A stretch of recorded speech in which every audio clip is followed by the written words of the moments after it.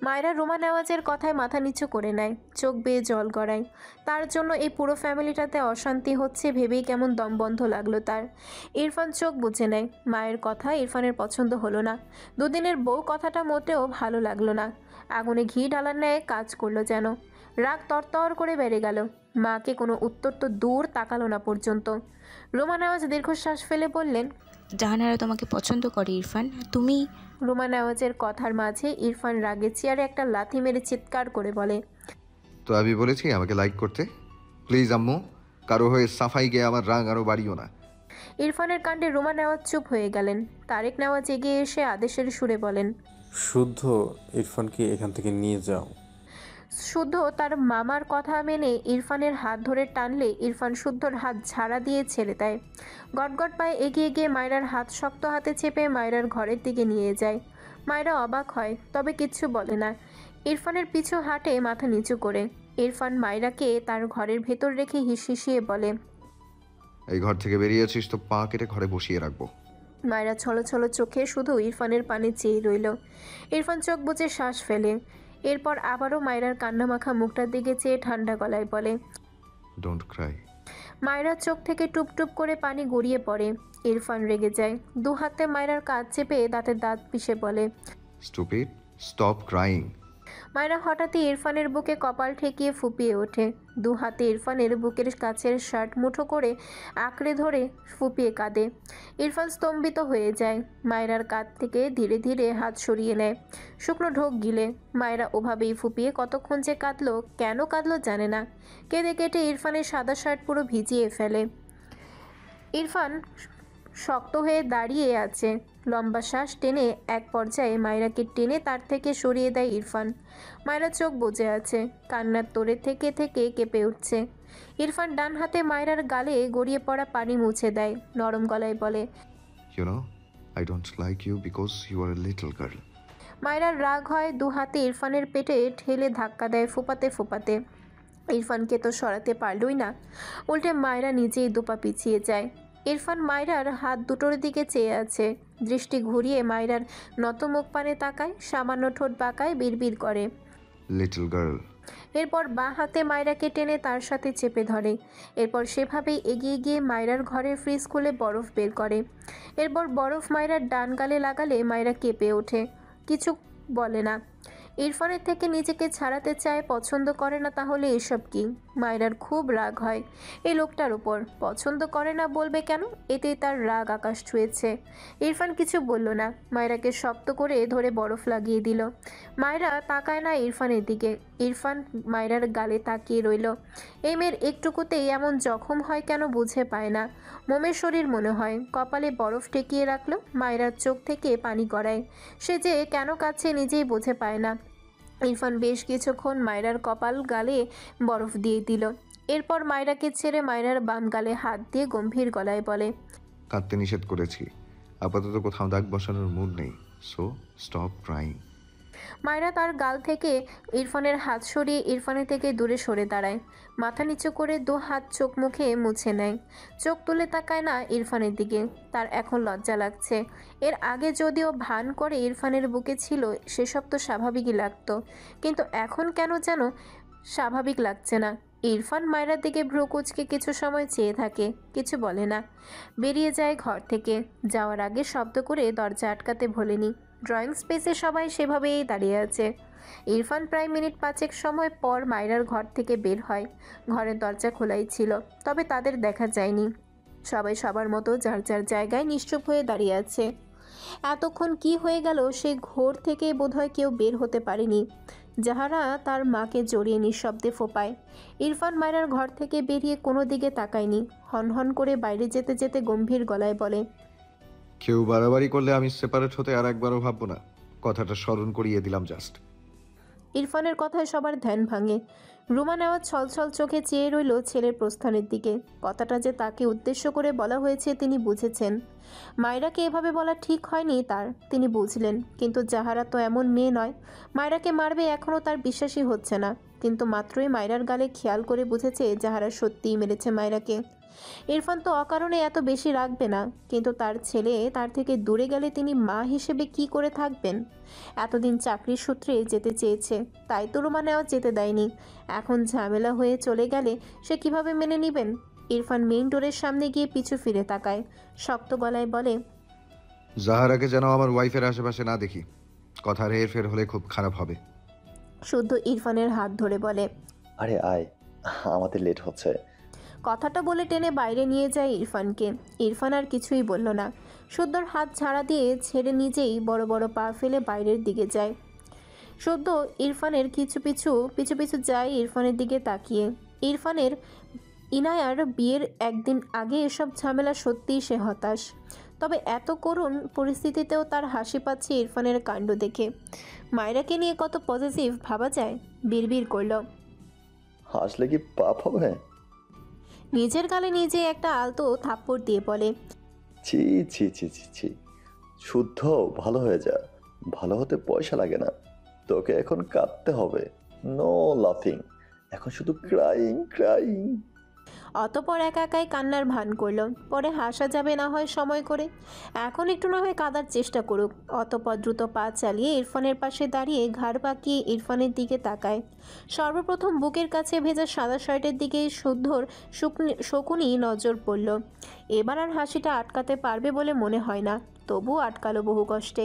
মিটিমিটি হেসে বলে, মুক্ত নয় বউয়ের চোখের জলে স্বামীর শার্ট ভিজলে তবে। ইরফান শুদ্ধর দিকে রেগে তাকালে শুদ্ধ গা ছাড়া ভাব নিয়ে সামনের দিকে তাকিয়ে দুটো পাখির দিকে চেয়ে আঙ্গুল তাক করে মিটিমিটি হেসে বলে, হাউ রোমান্টিক। রুমা নেওয়াজ শাড়ির আঁচলে চোখ মুছলেন। পিছু ফিরে জাহারাকে তার মাকে জড়িয়ে কাঁদতে দেখে তার মন পুড়ল ভীষণ। ইনায়া যেমন তার মেয়ে, জাহারাও তো তার আরেকটা মেয়ে। মেয়ের মন ভাঙলে মায়ের তো মন পুড়বে, এটাই স্বাভাবিক। এগিয়ে গিয়ে জাহারার মাথায় হাত বুলিয়ে মৃদুস্বরে বলে, কেন মায়েরাকে মারতে গেলি মা? জানিস তো ইরফান কেমন। তোর ইচ্ছে পূরণ করার সাধ্য আমার নেই, কারণ ইরফান নিজে তা চায় না। ওকে ভুলে যা মা। জাহারা নীরবে কাঁদে, কান্নার গতি বাড়ে। খালার কথার উত্তর করে না, তার কষ্ট কে বুঝবে? তার তো মায়েরার সাথে কোনো শত্রুতা নেই। এত বাজে কথা সে কখনো কাউকে বলেনি, অপরিচিত কাউকে কখনো মারিনি। কিন্তু মায়েরার সাথে কিভাবে যেন এমন করলো। তার যে ইরফান ভাইয়ের পাশে কাউকে সহ্য হয় না, সে কি করবে? রুমা নেওয়াজ দীর্ঘশ্বাস ফেলে জাহারাকে ধরিয়ে ঘরে নিয়ে গেলেন। পাশেই জাহারার মা চোখে পানি মুছে বোনের পাশে হেঁটে এগিয়ে যান। তারেক নেওয়াজ জাহারার উপর বিরক্ত। এতদিন তার ছেলেটার হাতে মার খেয়ে খেয়ে তার বন্ধুর মেয়ের নাজেহাল অবস্থা হয়েছিল, এখন তার স্ত্রীর বোনের মেয়ে এসে মেরে দিচ্ছে। তিনি নিজের কাছেই ভীষণ অনুতপ্ত হয়। মায়েরাকে ভালো রাখতে পারছেন না তিনি। তবে ইরফানের আজকের বিহেভিয়ারে বেশ খুশিও হয়েছেন বটে। দীর্ঘশ্বাস ফেলে চারপাশে চোখ বুলায়। ছোটোখাটো একটা ঝড় হয়ে গিয়েছে। একদিন পর মেয়ের বিয়ে, আর এসব কি হচ্ছে? বাবা হিসেবে বাড়ির এমন বিধ্বস্ত অবস্থা, যদিও তার রাগ করার কথা ইরফানের ওপর, তবে তার রাগ হলো না। কোথাও একটা স্বস্তির নিঃশ্বাস টেনে নিয়ে পকেট থেকে ফোন বের করে কাউকে কল করলো। টেবিল কিনতে হবে, মেয়ের বিয়ে, ভাঙা টেবিল সাজিয়ে রাখলে তো হবে না। সবাই সবার মতো প্রস্থান করলেই ইনায়া দ্রুত মায়রার ঘরে আসে। মায়রা মাথা নিচু করে দাঁড়িয়েছিল। দরজার শব্দ পেয়ে মাথা তুলে তাকায়। ইনায়াকে দেখে চোখের পানি মুছে নেয়। ইনায়া মায়রার সামনে দাঁড়িয়ে বলে, কি হয়েছে মায়রা? যাহারা আপু তোমাকে সত্যিই মেরেছে? মায়রা মাথা নিচু করে বলল, আসলে জাহারা আপুর দোষ না, সে তোমার ভাইয়াকে পছন্দ করে, আর এর জন্য আমাকে তোমার ভাইয়ার পাশে জাহারা আপু মেনে নিতে পারে না, এজন্যই রেগে গিয়ে একটা মেরেছে। বাদ দাও আপু। ইনায়া অবাক হয় মায়রাকে দেখে। তার মনে প্রশ্ন জাগে, মেয়েটা এত অদ্ভুত কেন? আগে যখন তার ভাইয়ার মারতো তখন মায়রা বলেছিল আসলে জোর করে বিয়ে দেয় উনি রেগে মেরে দেয়, তার ভাইয়ের নাকি কোনো দোষ নেই। আর এখন জাহারা আপুর মার খেয়ে বলছে জাহারা আপু ইরফান ভাইয়াকে পছন্দ করে বলে রেগে মেরেছে, জাহারা আপুর নাকি কোনো দোষ নেই। বিস্ময় কণ্ঠে প্রশ্ন করে, তুমি এমন কেন মায়রা? মায়রার মন খারাপ হয়। ইরফানের মা তাকে ভুল বুঝেছে, তখন তার কথা শুনে বসেছে। তিনি ভেবেছেন মায়েরা ইরফানকে সব বলেছে, কিন্তু মায়েরা একটুও চায়নি এই ব্যাপার ইরফান জানুক। অতঃপর মায়েরা ইনায়ের দু হাত ধরে বলে, আপু বিশ্বাস করো, আমি তোমার ভাইকে এসব বলিনি। আমি একদম জানাতে চাইনি তোমার ভাইকে, বাট চেষ্টা করেও পারলাম না। আমি সরি আপু। তোমার বিয়ের একদিন আগে আমার জন্য পরিবেশটাই কেমন নষ্ট হয়ে গেল। সরি আপু। ইনায়া কপাল চাপড়ে বলে, আরে বোকামি, আমি তোমাকে ভালো বলছি, তুমি ভাইয়াকে বলেছো এসব বলিনি। মায়েরা বোকা চোখে তাকিয়ে বলে। কেন? ইনায়া মৃদু হেসে বলে, কারণ তুমি ভালো তাই। এবার আসল কাহিনী বলো তো। মায়েরা ইনায়াকে সবকিছু সুন্দরভাবে বলে। ইনায়া সবচেয়ে বেশি অবাক হয় জাহারা ইরফানকে পছন্দ করে শুনে। সে কখনোই বুঝতে পারেনি জাহারা ইরফানকে পছন্দ করে। মায়েরা ইনায়াকে ঝাঁকিয়ে বলে, আপু তোমার খালামণিরা কি চলে গিয়েছে? ইনায়া মাথা নেড়ে বলল, যেতে চাইলেও আম্মু যেতে দিবে না, চিন্তা করো না। মায়েরা মন খারাপ করে রইল।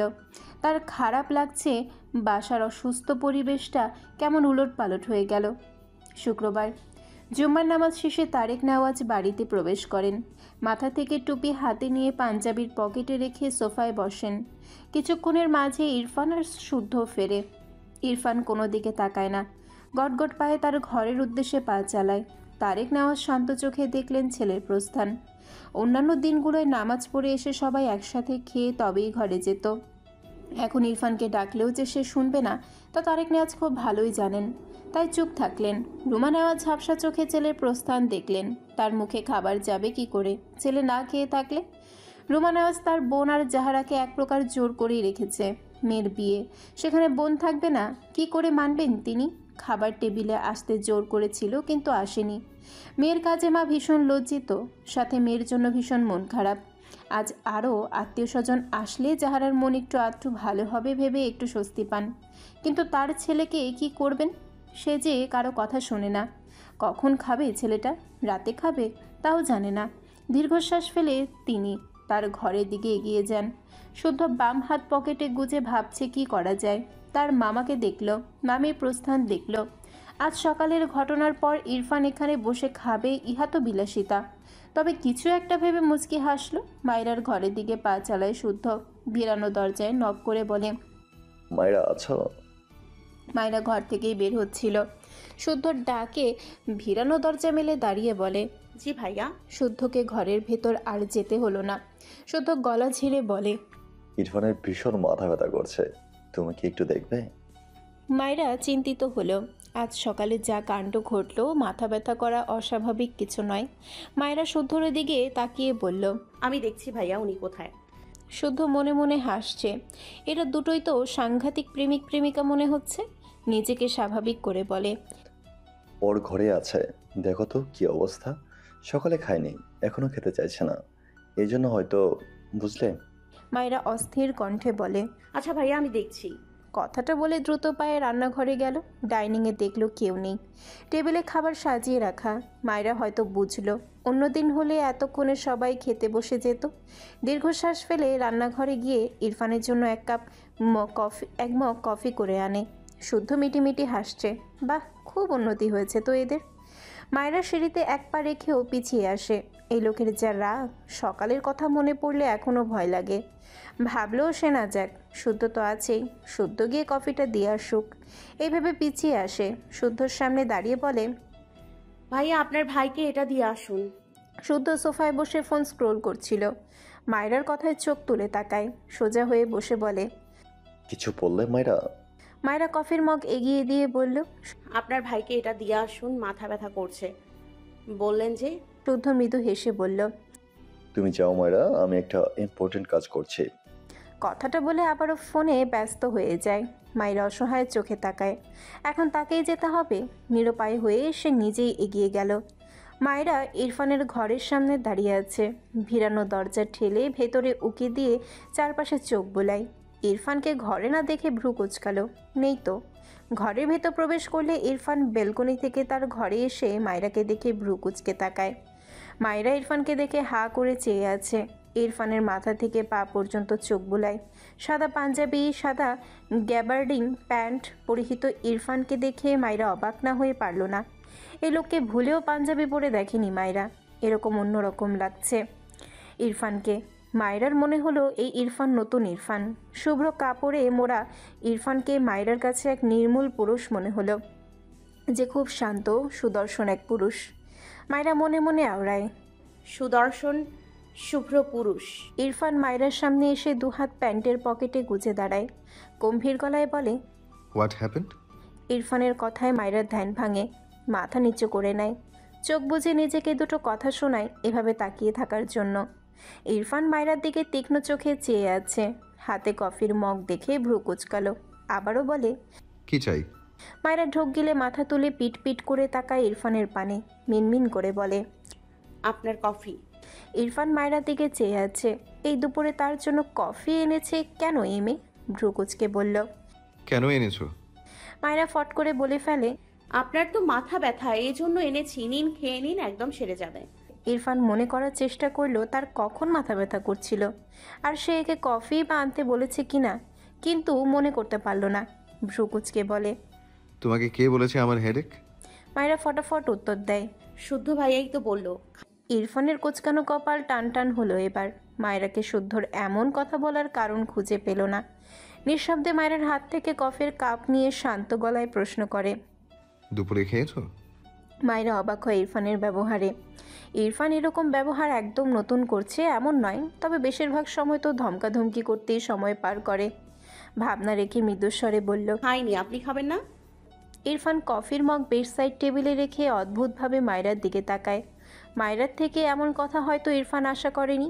এগিয়ে এসে বলে, নো, তুমি খাওনি কেন? হাত ঘড়িতে একবার সময় দেখল, ঘড়ির কাঁটা 2:30 ঘরে পেরিয়েছে। ইরফান বিরক্ত হয়, মায়রার দিকে চেয়ে বিরক্তি কণ্ঠে বলে, না খেয়ে থাকার বুদ্ধি করেছো? এমনিতেই তো বডিতে কিছু নেই। মায়রা রেগে যায়, তাকে কি অপমান করলো লোকটা? এই লোকটা আসলে শুধু বাইরেই সুদর্শন, ভেতরে কুদর্শন। রেগে দুহাত কোমরে রেখে বলে, আমার শরীরে অনেক কিছুই আছে, শুধু দেখার জন্য আপনার ভালো একজোড়া চোখ নেই, বুঝলেন? ইরফানের তীক্ষ্ণ চোখে চেয়ে থাকে মায়রার পানে। দুপা পিছিয়ে গিয়ে প্যান্টের পকেটে দুহাত গুজে দাঁড়ায়। মায়রার পা থেকে মাথা পর্যন্ত চোখ বুলায়। সবুজ রঙের গোল জামা পায়জামা ওড়না পরিহিত মেয়েটাকে নিখুঁতভাবে পরখ করল। মনে মনে আওড়ায় তার ব্যক্তিগত নাম। ঠোঁট পাকিয়ে সূক্ষ্ম হাসে বোধ হয়। মায়রা বোঝে না। ইরফান নিজেকে স্বাভাবিক করে গম্ভীর গলায় বলে, দেখাও তবে। মায়রা ভ্রু কুচকে বলে, কি? ইরফান আবারও মায়রার একদম সামনে দাঁড়িয়ে মায়রার প্রশ্নাত্মক মুখপানে চেয়ে বরফ শীতল গলায় বলে, তোমার বাড়িতে যা যা আছে সেসব। মায়রা থতমত খেয়ে তাকায় ইরফানের দিকে। ইরফানের দৃষ্টি দেখে বুঝলো এই লোক উল্টাপাল্টা মিন করছে। মায়রা দ্রুত চোখ নামিয়ে এলোমেলো দৃষ্টি ফেলে, মনে মনে ইরফানকে ধুয়ে দেয়। কত বড় খারাপ লোক, তার কথাকে উল্টে পাল্টে অন্যদিকে নিয়ে যাচ্ছে। হঠাৎই মাথা তুলে বলে, আমি বলতে চেয়েছি আমি অতটাও চিকন না। ইরফান বুকে দুহাত আড়াআড়িভাবে ভাঁজ করে গম্ভীর গলায় বলে, দেখাও। মায়রা মাথা নিচু করে নেয়। এই লোকটা কেমন যেন। এমনিতেই সে সকালে লোকটার শার্ট ভিজিয়ে দিয়েছিল কেঁদে কেটে। এতক্ষণ সেটা মনে না পড়লেও এখন মনে পড়ে লজ্জা লাগছে, সাথে আরও যুক্ত করছে লোকটা। মায়রা জিভ দিয়ে ঠোঁট ভেজায়। ইরফান মায়রার নত হওয়া মুখপানে চেয়ে সামান্য ঠোঁট বাঁকিয়ে বাঁকা হেসে বলে, you are a very little girl. মায়রার মনে হলো ইরফান কথাটা রসিকের ছলে হেসে বলল।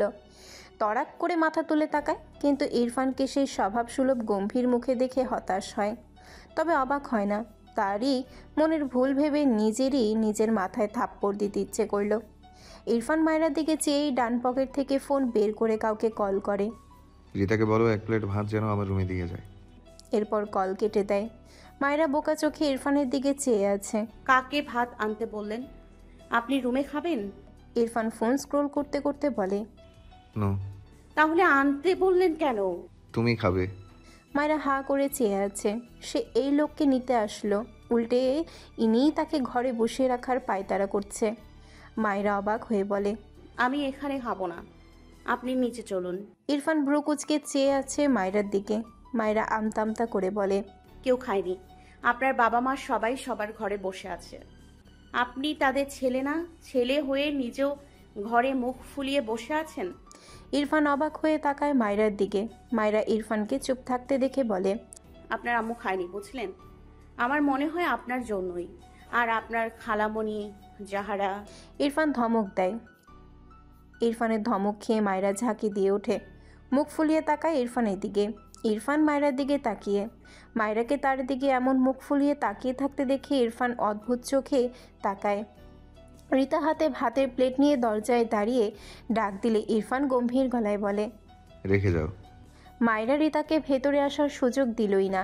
তার আগেই ধূপধাপ পা ফেলে এগিয়ে গিয়ে রিতার হাত থেকে প্লেটটা নিজের ডান হাতে নিয়ে রিতার হাত বা হাতে আঁকড়ে ধরে ঘর থেকে বেরিয়ে যায়। ইরফান পেছন থেকে রেগে ডাকে, স্টুপিড স্টপ। মায়েরা শুনল না।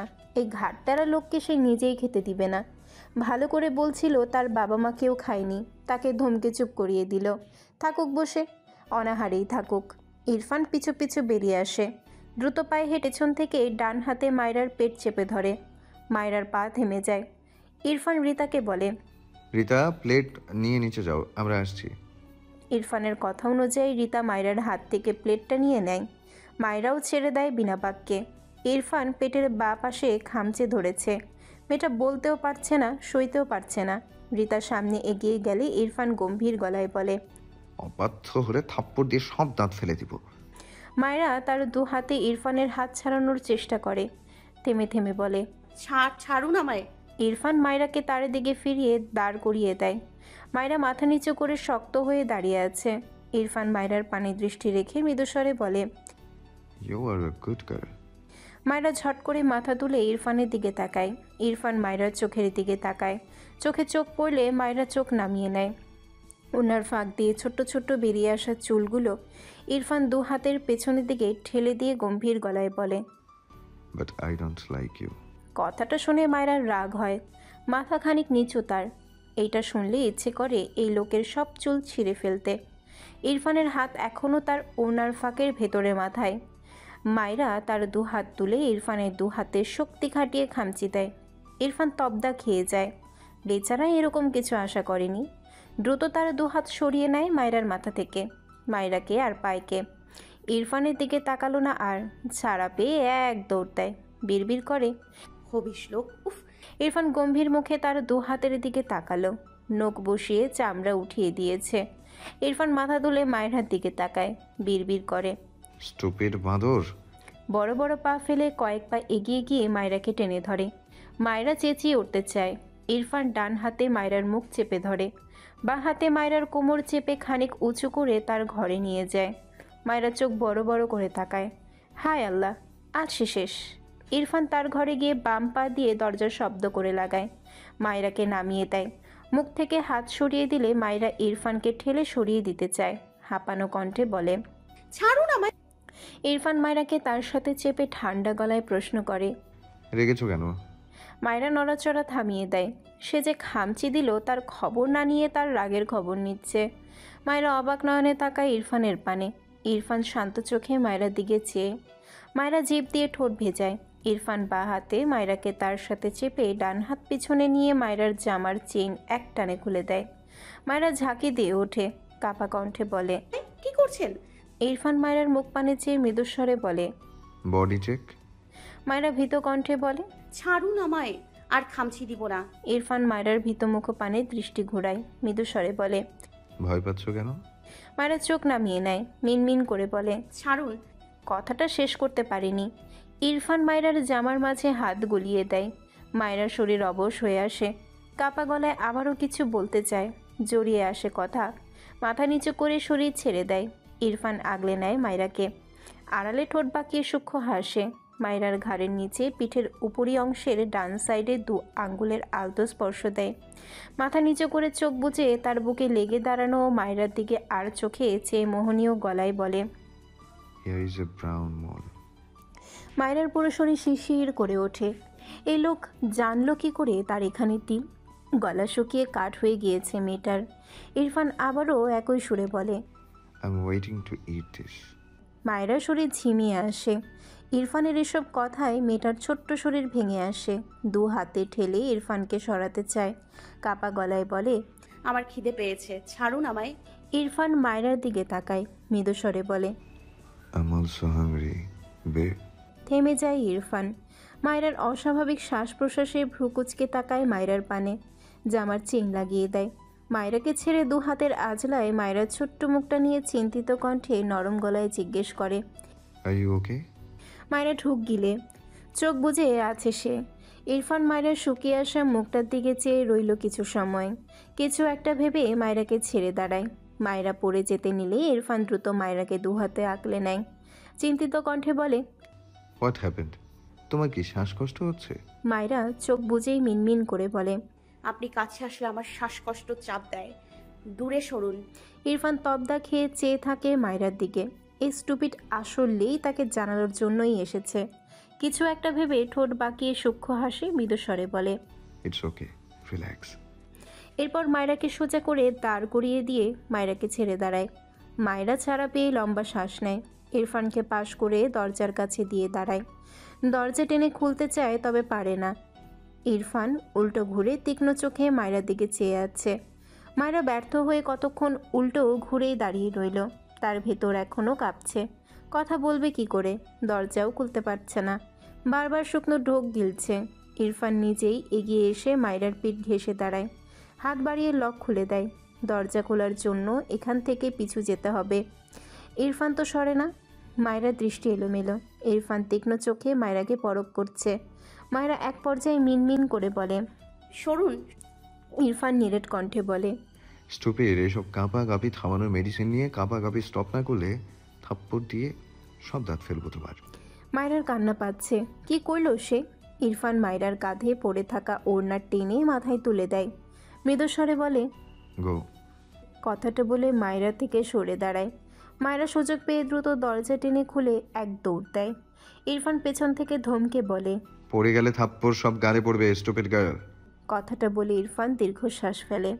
এরপর গটগট পায়ে ঘর থেকে বেরিয়ে যায়। সিঁড়ি বেয়ে মায়রাকে ধীরে ধীরে নামতে দেখল। ইরফান মায়রার পিছু পিছু নামতে থাকে। রুমা নেওয়াজ, তারেক নেওয়াজ আর শুদ্ধকে খাবার দিয়ে ঘরের দিকে যাচ্ছিল। মায়রার পিছু পিছু ইরফানকে সিঁড়ি বেয়ে নামতে দেখে অবাক হয়ে তাকায়। তারেক নেওয়াজও খানিকটা অবাক হয়। শুদ্ধ মিটিমিটি হাসছে। মনে মনে ভাবে, এই মায়েরা তো বহুত কাজের। মায়রা ডাইনিংয়ে এসে সবাইকে দেখে কিছু বলল না। তার ঘরের দিকে যেতে নিলে ইরফান গম্ভীর গলায় বলে।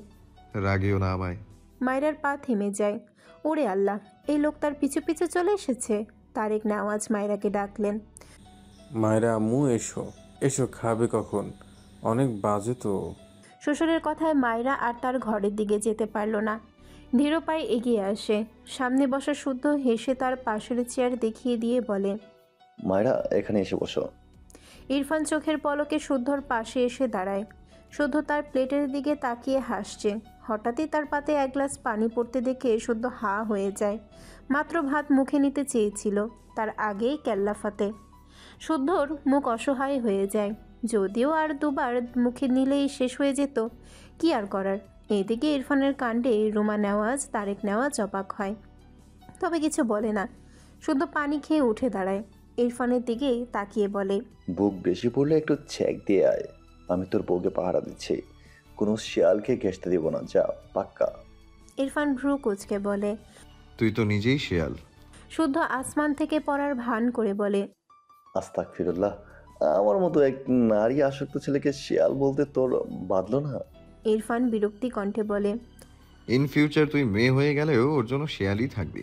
এখন দূর হয় এখান থেকে। শুদ্ধ এই জীবনে এত শখ খেয়েছে কিনা সেটাই ভাবছে।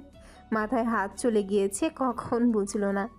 তার মামা মামির দিকে তাকিয়ে মেঘি হাসলো। তারা তো আর শুনতে পাচ্ছে না। তার ছেলে না মানা বইয়ের জন্য আতেল হয়ে বসে আছে। নিজেকে সামলে গলা নামিয়ে বলে। বলছি, ফুল কি বসতে দিয়েছিলি? হোয়াট? ফুল পাঠালাম যে ঘরে, মৌমাছি তো সে ফুলের মধুর টানে পিছু পিছু চলে এলো। বসতে দেয়নি তাই না? ইরফান দাঁতে দাঁত চেপে গলা নামিয়ে বলে। ফালতু কথা স্টপ করে যা এখান থেকে, আমি আম্মুর জন্য এসেছি। শুদ্ধ হাত টেনে বলে। সে তুই মামের জন্য আয়, নয়তো মামার জন্য আয়। মধু না পাঠালে তো আর আসতি না। ভালো ভালো চালিয়ে যা। বলে যেতে যেতে বলে। মায়েরা, আজ কিন্তু দূর দূরান্ত থেকে আমাদের অনেক কাজ আসবে। তুমি ভালোভাবে পরিপাটি হয়ে সাজবে, কেমন?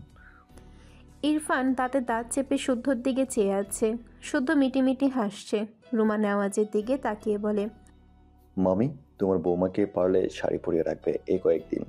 দেখবে সবাই তোমার বৌমার প্রশংসায় পঞ্চমুখ হয়ে থাকবে। ইরফানের কাছে ফিসফিসিয়ে বলে, স্পেশালি আমাদের এত এত সিঙ্গেল ভাইগুলোর প্রশংসা তো মাইটার প্রাপ্য। ইরফান রেগে ডান হাতে শুদ্ধর কলার চেপে ধরে। রুমা নেওয়াজ, তারেক নেওয়াজ অবাক হয়ে দেখছে ইরফান আর শুদ্ধকে। তারেক নেওয়াজ অবাক হয়ে বলেন, কি হয়েছে আমাদের? বাবার কথায় ইরফান শুদ্ধর কলার ছেড়ে দেয়। বিরক্তির নিঃশ্বাস ফেলে। চোখ ঘুরিয়ে মায়রার দিকে তাকালো। মায়রা তার বাবার চেয়ারের পাশে মাথা নিচু করে বসে আছে। ইরফান এগিয়ে গিয়ে মায়রার পাশের চেয়ার টেনে বসলো। দু হাতের পাঞ্জাবির হাতা কোনোই পর্যন্ত গুটিয়ে শান্ত গলায় বলে, আম্মু খাবার দাও।